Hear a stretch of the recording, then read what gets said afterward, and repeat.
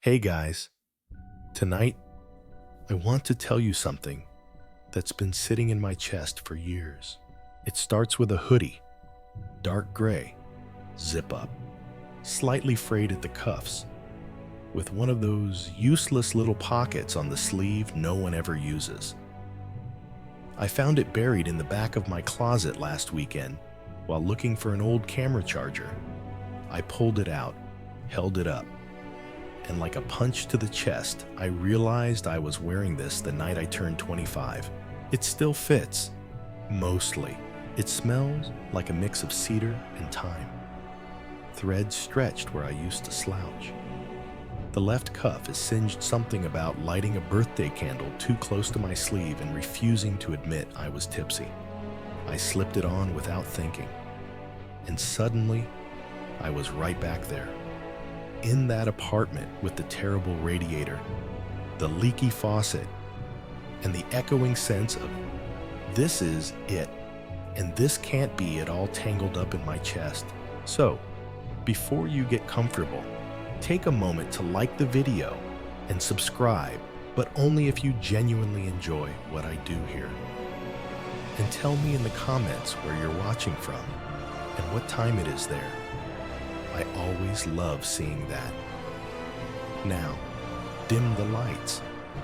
Maybe turn on a fan for that soft background hum. And let me take you into the heart of it all. I'm David. I'm 52 now. Used to teach high school English, mostly 10th grade. Lots of Shakespeare. Lots of essays that began with Webster's dictionary defines. I retired last year. Early. Sort of. Not by choice exactly. A mix of burnout, budget cuts, and that creeping feeling that I'd said everything I knew how to say in that classroom. This story's about me at 25, and it's about the person I could have become if I hadn't been so busy sprinting away from myself. I was living in a basement apartment just outside Philadelphia, the kind with one window and exactly 3 working outlets. My rent was $650, which felt criminal at the time, and like paradise now. I had a hand-me-down couch, milk crates for bookshelves, and a toaster that made everything taste faintly of burnt popcorn. Back then, I thought I knew everything. Not in the annoying, arrogant way. Well, maybe a little, but in that desperate way you do, when you're clinging to certainty because you don't have much else. I had plans, big ones. Finish grad school, write a book, get tenure by 30, fall in love with someone who understood how to pronounce Bildungsroman without looking smug. That was the version of me that wore this hoodie. I used to pace in it, lecture myself out loud, hold mock interviews with imaginary department heads. One time, I got so worked up about a fake teaching demo, I spilled coffee on my sock and didn't even notice until it burned. I haven't worn it in almost 2 decades, but slipping into it now, something unexpected happens. I don't feel nostalgic. I feel annoyed because that kid, me, I guess he thought pain was optional. He thought everything could be fixed if you just worked harder, smiled wider, stayed up later. He thought rest was weakness, that vulnerability was theatrical, that loving someone should be effortless or else it wasn't real. And the thing is, I believed him. For a long time, that hoodie saw the beginning of every bad habit I've since tried to unlearn. The sleeplessness, the avoidance, the charming deflections, the way I said I'm fine even when my eyes were rimmed with red and I hadn't eaten a vegetable in 3 days. But it also saw one moment that still presses against me when the lights are low. I remember sitting on that old couch, hoodie zipped to my chin, listening to a voicemail from someone who deserved better than what I gave. Her voice was quiet, like she was saying something important in a crowded room. She ended the message with, "Call me if you want to try again. I didn't, not because I didn't want to, because I was afraid of what I'd have to admit, of who I'd have to become. I deleted the message. Then I went and made a frozen burrito and watched reruns of Frasier like nothing had happened. That night, hoodie zipped, world quiet, phone silent. I stared at the ceiling and made a decision I wouldn't understand for 20 years. I decided I was fine being alone. That was the lie, the one I built everything else on. And now here I am, hoodie clinging to me like memory, wondering if I'd say the same thing if I could go back. Maybe I'd tell him, how you hear it? He doesn't have to pretend he's not lonely. Maybe I'd tell him the real work isn't grading papers or building resumes. Maybe I'd just sit next to him in the dark and say nothing, because sometimes the quiet is the only thing loud enough to get through. The basement apartment had one blessing and one curse. The blessing was that in the summer, it stayed cool enough to trick me into thinking I didn't need an air conditioner. The curse was that every time it rained, even a little, the place smelled like wet cardboard and regret. That night, I'm thinking about it poured. I'm talking thunder you could feel in your ribs. Lightning that lit up the alley through the one sad window over the couch. I was sitting cross-legged on the floor because my desk chair had lost a wheel earlier that week, and I'd been meaning to fix it, which of course meant it was never going to happen. There was a bottle of $2 Chuck on the counter and a microwave pizza sweating through a paper plate beside me. I was 25, and I thought I was free of obligations, free of mess, free of people who didn't get it. I had just told Rachel, let's give her that name, that I wasn't in the right place for a relationship. I delivered that line while standing in the rain. Ironically, she'd met me halfway between our apartments, arms crossed, soaked to the elbows. She asked me, point blank, if I was scared. I said, no, just honest. That was a lie. I was terrified. She nodded once, walked back without another word. The hem of her coat dragged through puddles, and the last thing I remember thinking was, she's not going to call tomorrow. And she didn't. That night, back in the apartment, I poured myself a little too much wine, sat on the floor, and told myself I'd done the right thing, that being alone was good for me, that focusing on school and work was noble, that love, real love, would wait until I was better, until I was ready. I even said it out loud. You're doing the mature thing, Dave. The microwave dinged. My pizza sagged. I still remember the exact texture, half cooked in the middle, molten lava at the edge. A perfect metaphor for how uneven I felt inside. Outside, the storm got worse. Inside, I turned up the radio just loud enough to drown out my thoughts. There's this part of me that wants to defend him, 25-year-old me. Wants to say he was doing his best, trying to stay upright in a world he barely understood. And yeah, maybe he was. But I also knew, even then, that what I said to Rachel wasn't about honesty. It was about cowardice. See? Loving someone, really loving them, means giving them the parts of you that aren't polished yet. It means letting them see the mess and trusting that they won't run. I didn't know how to do that. I thought love meant performing well, like everything else in my life. Straight A's, teacher's pet, polite smiles at family dinners. I was excellent at looking okay. Rachel saw through that, and that scared me more than anything. She once told me during one of our last dinners, you talk about your future like you're designing a spreadsheet, not a life. I laughed. She didn't, and she was right. That night, In the basement, I imagined calling her, just to talk, just to say, "Hey, I'm not actually okay. I don't know what I'm doing. But I think I like the way you say my name when you're tired." I didn't, instead.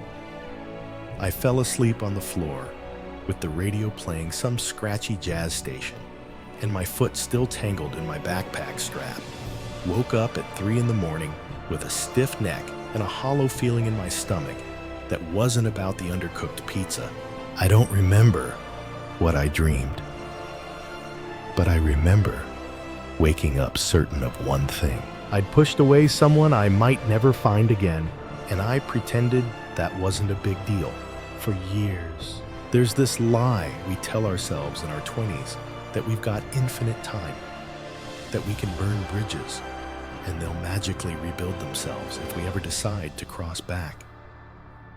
That feelings fade just because we don't say them out loud.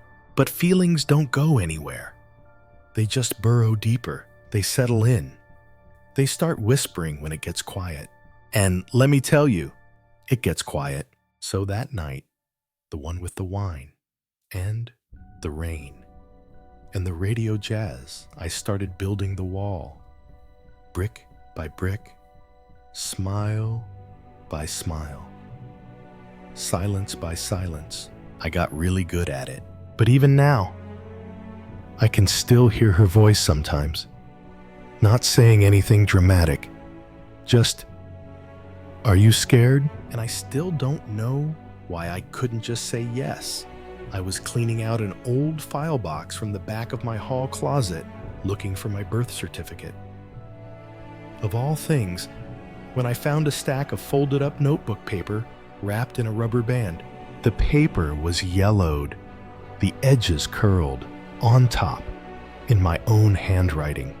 It said, "Letters don't send." Classic, each one was addressed to Rachel. Dated between July and October of that year. Some started with "Hey," one with "I'm sorry," and one, cringe, started with, "Do you ever think about how our hands used to fit?" Which, to be fair, sounded deep to me at the time. I sat down on the carpet, knees cracking like old wood, and read every single one. I could smell the ink, rollerball pen, the kind I used for everything back then because I thought it made my handwriting look more thoughtful. It didn't. It just smudged every time I got emotional. These weren't breakup letters. They weren't even apology letters. They were stalling letters. A dozen ways to say I miss you without saying I miss you.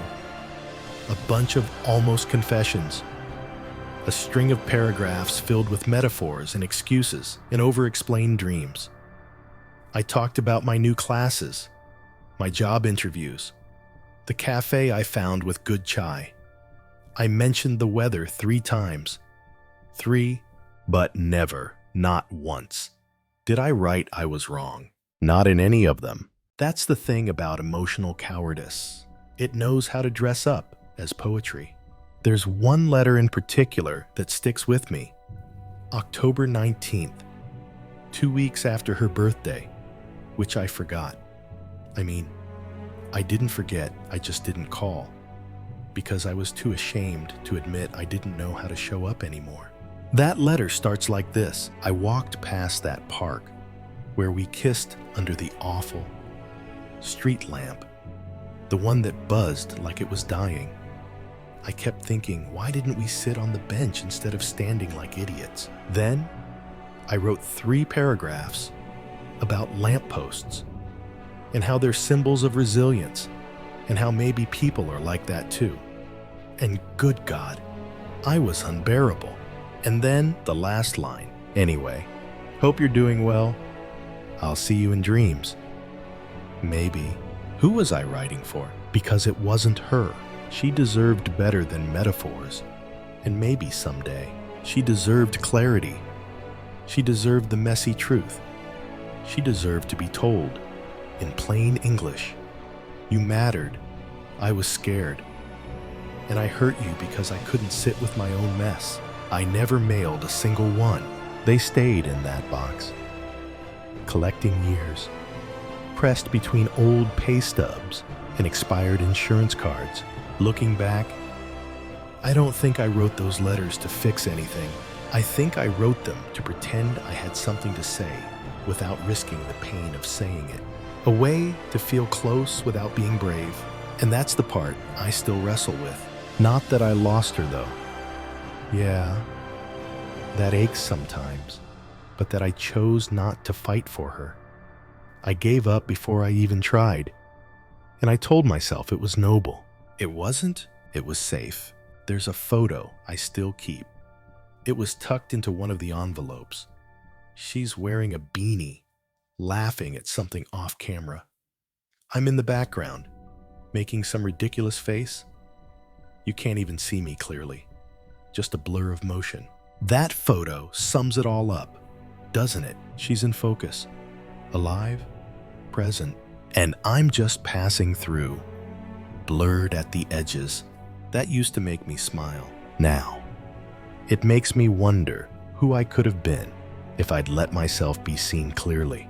I put the letters back in the box. I didn't throw them away. I don't think I'm ready for that. But I did something I'd never done before. I wrote one more. This one I dated today. This one said, simply, I remember, I regret, I hope you're at peace. I didn't sign it, didn't need to. She'd know. There's this stretch of road near the old campus, narrow, tree-lined, always slightly uneven. I used to call it the exit ramp to adulthood, even though technically it just led to a strip mall with a terrible dry cleaner and a really good Thai place. I drove it almost every day that year, and every single time. I missed the right-hand turn to go see my mom. Every time, I'd tell myself I was too tired, too busy, too behind on my reading, or too caught up in job applications, or whatever excuse sounded noble enough. I had it down to a science: skip the call, skip the guilt, looking back. That road feels like a metaphor I don't deserve. At 25, I thought movement equaled progress. If I kept my schedule full, if I kept showing up to things with my planner in hand and a smile stapled to my face, I'd eventually land where I was supposed to be. So, I ran. Fast. Always. Late to everything. Even when I was early. I was obsessed with achievement in the most boring, traditional way job title. GPA. Neat little boxes ticked off one after the other. I had this mental list of what grown-up looked like, and God help me, I thought I was nailing it. Meanwhile, the people in my life, Rachel, my mom, even that weird neighbor who used to leave me notes about recycling properly, they were just set. Dressing in the movie of my hustle. Rachel used to call it productive tunnel vision. She wasn't wrong. I remember once, I had 2 job interviews back-to-back, one at a nonprofit, one at a fancy tech startup. Same day, 45 minutes apart. I chose the startup. Obviously, more money, cooler logo, way shinier espresso machine. Afterwards, I called my friend Ben to tell him how it went, but he didn't pick up. Later that night, he texted, "Can we talk soon? Dad's in the hospital again." I replied, "Of course, let's grab lunch this week." We never did. That week became a month, then a season. Then I found out, from Facebook of all places, that Ben's dad passed away. And by then, it felt too awkward to call. So I didn't missed exit. Again, it wasn't cruelty. It wasn't even negligence. It was just momentum. I was moving so fast, I didn't realize I was running in circles, skipping steps, burning through connections like cheap candles, not realizing they were meant to last. The irony, when things finally slowed down. When I got passed over for a job I thought I had in the bag. When I sat on the floor of that same basement apartment, staring at a stack of bills and half a pizza crust, I felt completely alone, and not the good, contemplative kind of alone. The hollow kind. The kind where you wonder if anyone would notice if you just disappeared into your mattress for a week. Spoiler, my landlord noticed. But not for emotional reasons. Just unpaid rent. I think the hardest part of all this is knowing that I wasn't bad. I wasn't some villain. I was just too wrapped up in becoming someone to notice I was already someone worth showing up for. I missed birthdays. I skipped dinners. I left text threads hanging for weeks and then answered with sorry. Crazy busy like that absolved me. Rachel once left me a note taped to the fridge. Don't forget to be somewhere, not just go somewhere. I read it, smiled, took a picture because I thought it was cute. Then I left it there until it curled up and turned yellow. It's strange, isn't it? The way we catalog life by motion when so many of the things that actually matter require stillness, a quiet evening, a real conversation, a second cup of coffee with someone who's hurting. I didn't understand that then, not really, but I do now. And I think about that road a lot. The one with the missed turn. I dream about it sometimes. In the dream, I actually take the right. I pull up to my mom's driveway. I walk inside, and she says, "Well, look who remembered where home is." And I sit down, and for once, I don't rush off. The voicemail was 13 seconds long. I didn't hear it. When it came in, I was in a meeting. One of those all-hands things, where everyone's pretending to listen while secretly typing passive-aggressive Slack messages about each other. I remember glancing at my phone, seeing Dad, mobile, on the screen, and flipping it face down. He never called me in the middle of the day. Never. But I was pitching some campaign idea to a room full of over-caffeinated 20-somethings who thought irony was a personality trait. So I let it go to voicemail. Call me when you can. No rush. That was it. No rush. Dad's version of I love you was always in code. Be safe. Drive slow. Check your oil. No rush. I didn't call him back that day. Or the next. And by the time I did, he was already on a ventilator. It was pneumonia. Complications from COPD. One of those slow decline things that feels manageable until it isn't. And suddenly, you're standing outside an ICU, holding a hospital visitor badge, and wishing you knew the nurse's name, just so someone would talk to you like you're a person, and not just family of patient in 304B. I sat by his bed for 5 hours that first night. I counted the machines. I memorized the sounds. I stared at the monitor like I understood what the numbers meant. I didn't. I whispered dumb things. Updates about the weather. A joke I knew he would have groaned at. Some stuff about the Cubs. All filler. All safe.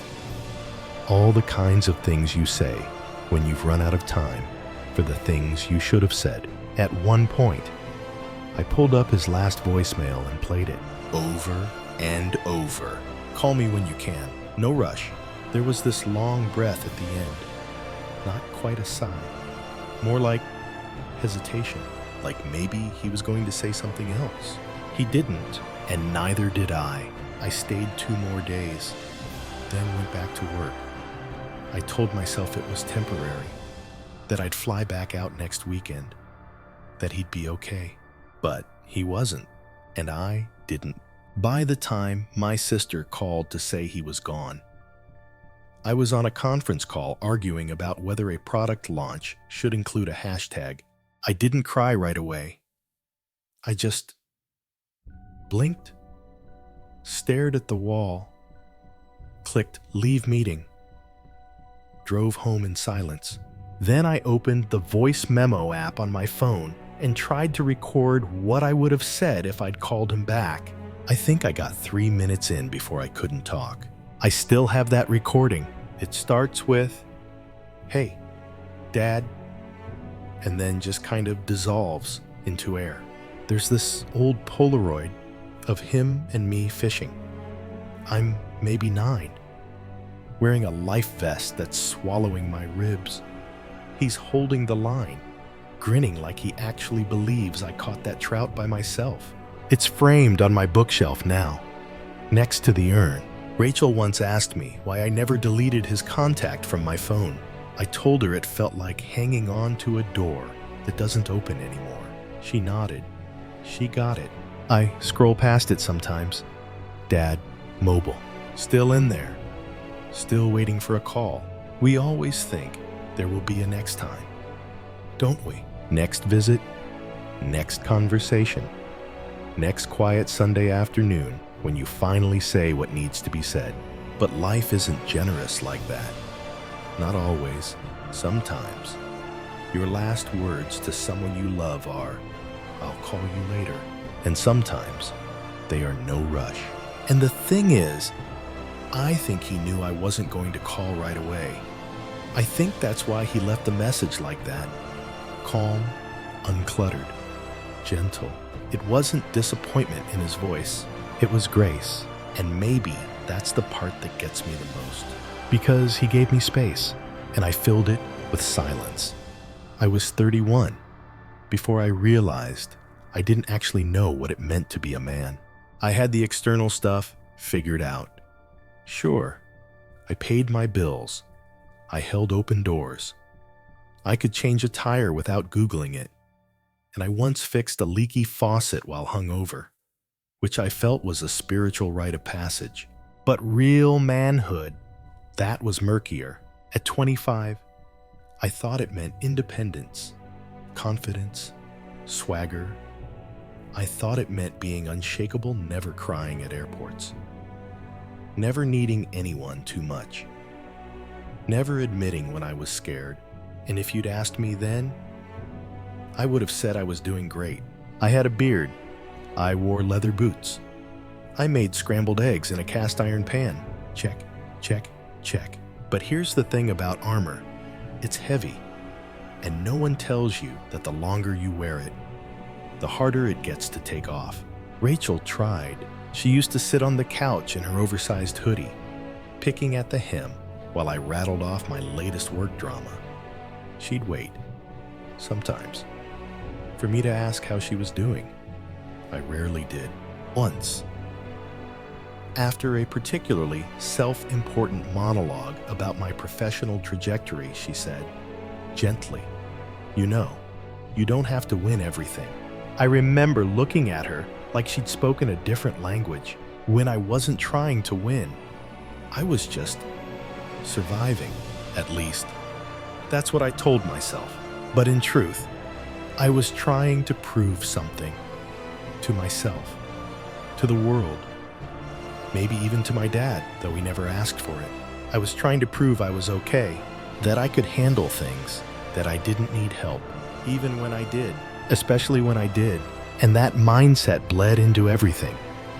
My friendships got shallower, my conversations more performative. I became very good at being fine. Fine at parties, fine when plans got canceled, fine when Rachel stopped laughing at my jokes and started turning in early, saying she was just tired. Here's an honest moment once. She cried in front of me, and I changed the subject to dinner. Not because I didn't care, but because I didn't know what to do with her pain. It made me feel powerless, and I hated feeling powerless. So I pivoted, distracted, shifted the light back onto me, where I knew how to perform. Manhood, I thought, was control, was certainty, was fixing things, and if something couldn't be fixed well, better to pretend it wasn't broken. I kept that up for years, until one day, Rachel didn't come home. We weren't even in a fight. She just needed space. And by the time she texted to say she was staying with her sister for a while, I was already 3 drinks into an argument with myself. What did I do wrong? What didn't I see? I cleaned the whole apartment that night. Like somehow, if the counters sparkled and the shoes were lined up, she'd walk through the door and say, This is what I needed. She didn't. I slept on the couch, holding her hoodie.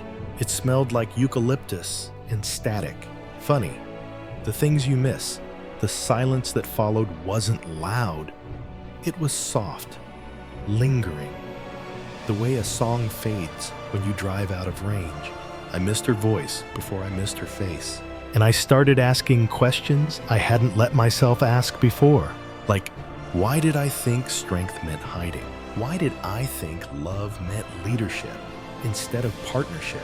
And who taught me that being vulnerable was something you earned instead of something you offer? I started therapy that year, quietly, without fanfare, and I cried more in 6 months than I had in the previous 6 years. Not big, cinematic tears, just leaks, little ones, at bus stops, in elevators, in line at the grocery store.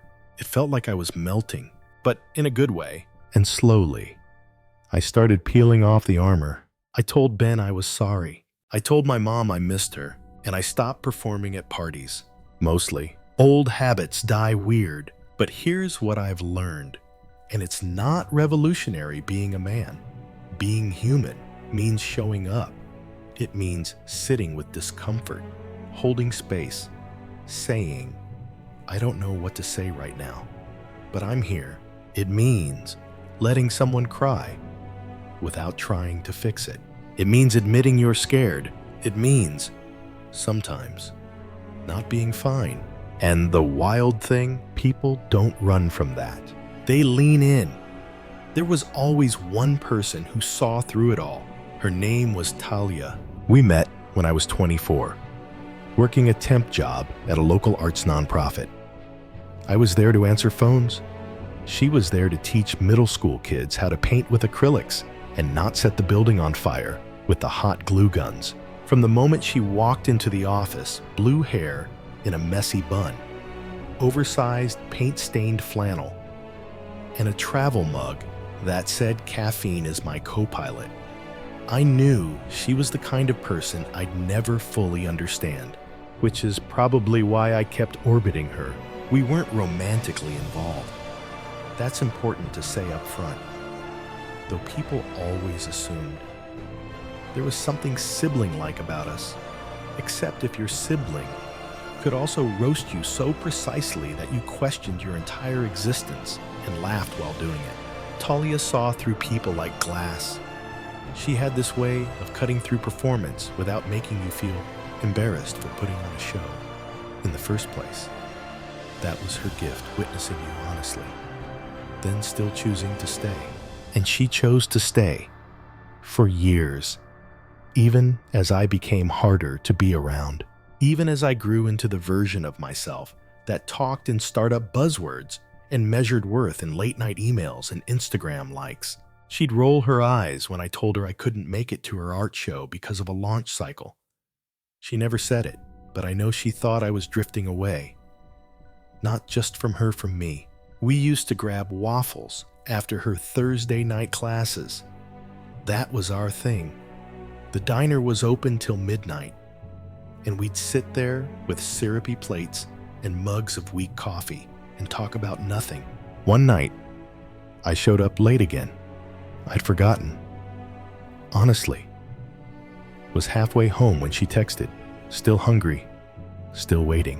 When I arrived, she was sketching something on a napkin. Me.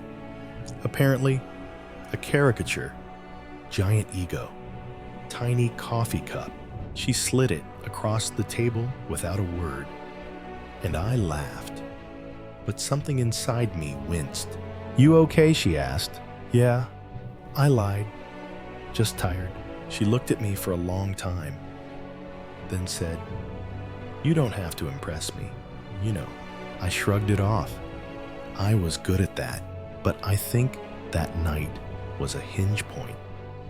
One of those moments you only recognize in hindsight. The moment a door creaks open or begins to close. I stopped replying to her messages as quickly after that. Skipped a few more Thursday nights. Got busy. Got important. Got distant. Until one day, she stopped asking. I didn't notice right away. The silence was slow, like a curtain falling an inch at a time. It wasn't a fight. There were no accusations, just fewer texts, fewer you-up jokes, fewer sketches on napkins. She moved to Portland, I think. Teaches mural classes now. I see updates sometimes from mutual friends, photos of her surrounded by teenagers, holding spray paint cans and wearing goggles like action heroes.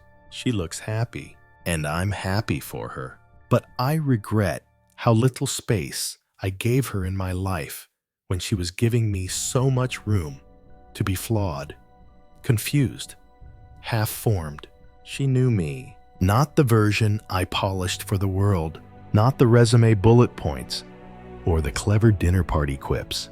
Me, and I didn't treat that gift with enough care. There's a small, square canvas on my bookshelf, one of her early works. It's a mess of oranges and blues, chaotic and loud and strangely comforting. She gave it to me after our first year of waffles. Said, "This is what your head sounds like when you talk too fast." It's been with me through 3 apartments. It doesn't match anything I own, but I'll never get rid of it. Sometimes I still start texts to her, just short ones. Saw a guy today with a coffee cup that looked like a missile launcher. Thought of you. Or, I finally listened to that sad indie band you loved. I get it now. I never send them, but I write them anyway, because part of me hopes she still thinks of me, too. Not out of longing, but out of recognition, out of shared memory. She was my mirror for a while, the kind that tells the truth, but doesn't mock you for it. And I miss her, not with pain, with gratitude, and maybe a touch of shame. I was living in a 2nd-floor apartment when it happened. Late spring, the kind of spring where everything outside is blooming in Technicolor, and inside, you're slowly unraveling in grayscale. It was a Wednesday. That I remember, because Wednesdays were my quiet evenings, which meant microwaving something frozen and pretending to read a book while scrolling through my phone every 3 minutes. It started with a soft dripping sound. At first, I thought it was coming from the sink. I'd left a bowl soaking, and I figured maybe something had shifted in the drain. You know how things clink and settle sometimes. But it wasn't the sink. It was the ceiling, directly above my bookshelf. A dark spot had appeared, spreading like a bruise across the white paint. It looked like someone had taken a marker and started coloring in a regret. The drip became a trickle, then a quiet but consistent pat, pat, pat onto the floor. Water damage from the upstairs neighbor's busted water heater, I'd later learn, but in the moment, it felt like the apartment was crying on my behalf. That night, I scrambled to move the furniture. I grabbed pots and pans from the kitchen, realized I didn't have enough, and resorted to empty Tupperware and mixing bowls. By the end of it, the living room looked like a junkyard symphony. I sat on the floor, barefoot in soaked sweatpants, surrounded by leaking buckets and the faint smell of mildew. And for the first time in months, I was still. No meetings, no texts, no performance. Just me. And the mess, I remember laughing. Not because it was funny exactly, but because there was something ridiculous about the way life forces you to stop when you refuse to slow down. I sat there for almost 2 hours, just listening to the drip And that's when I started to cry. Like, really cry, not the leaky bus stop kind I mentioned earlier. Not a theatrical movie sob either. Just tears that had been waiting. Quiet ones, honest ones. I think the flood broke something open in me.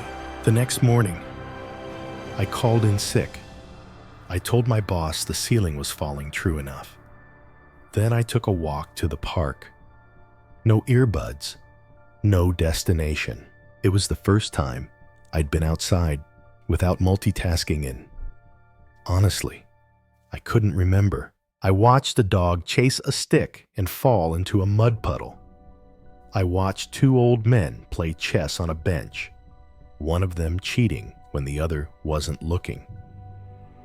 I watched a couple argue softly about which train to take home, and I felt human again. Not impressive, not productive, just human. The cleanup took weeks. The ceiling had to be cut open. Half my books were ruined. The carpet never fully recovered. I had to live with the smell of damp plaster and disappointment for a while. But something shifted. It wasn't dramatic. It wasn't like I woke up the next day with a new lease on life. It was quieter than that. I started journaling. Nothing fancy, just a few lines each night. What I felt, what I noticed, what I avoided. I stopped pretending I liked kombucha. I started calling my mom more.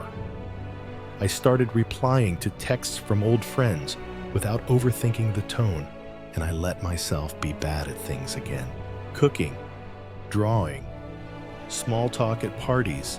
I even took a pottery class. Made a mug so lopsided it looked like it was trying to escape itself. I still use it. The handle barely fits a finger, but it holds just enough coffee to get me through a rainy morning.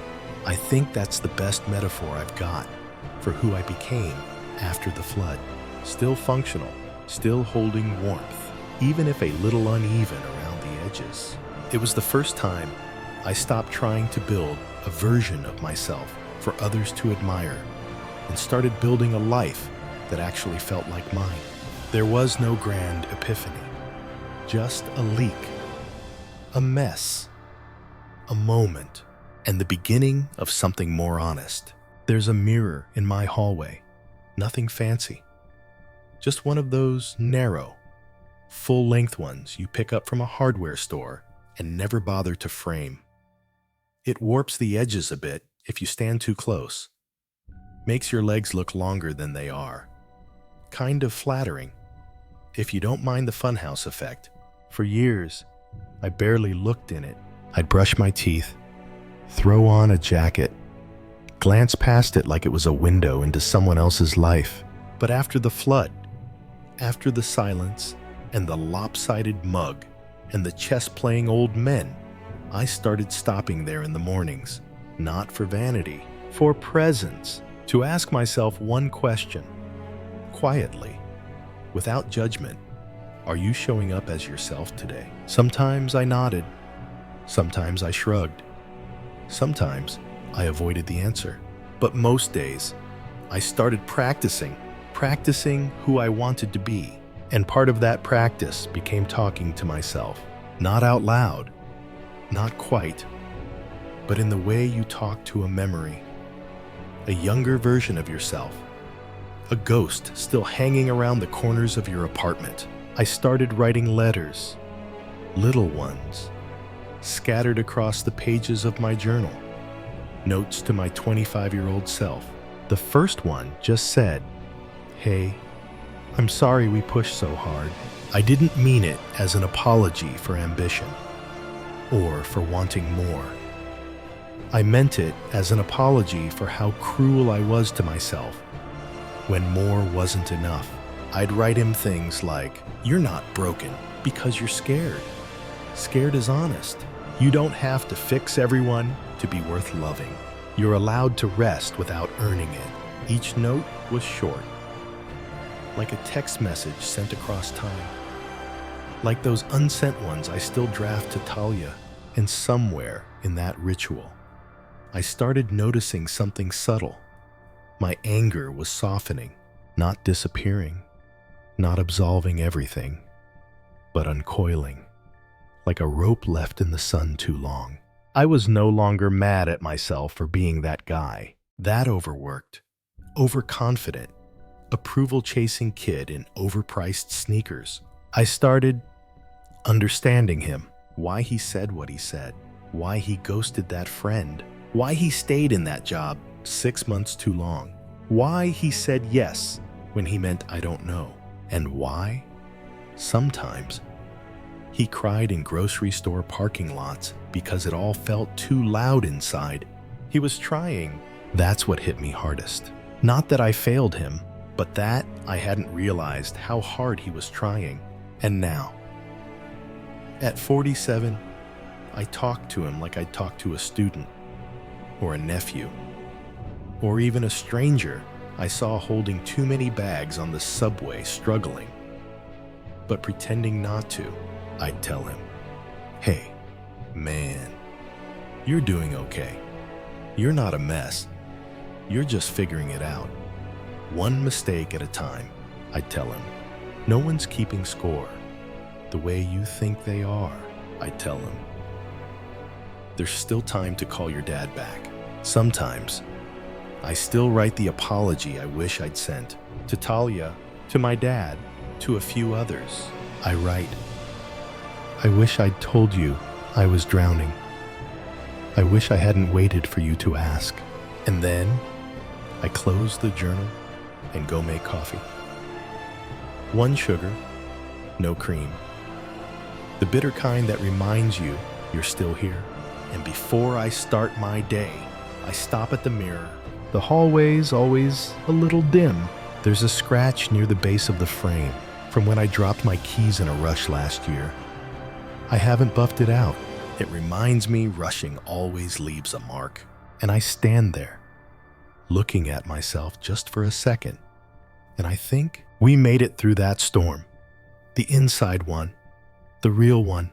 And then I nod, not because I figured everything out, but because I finally know the one truth that matters. I would sit beside that 25-year-old version of me now, and I wouldn't try to fix him. I'd just stay.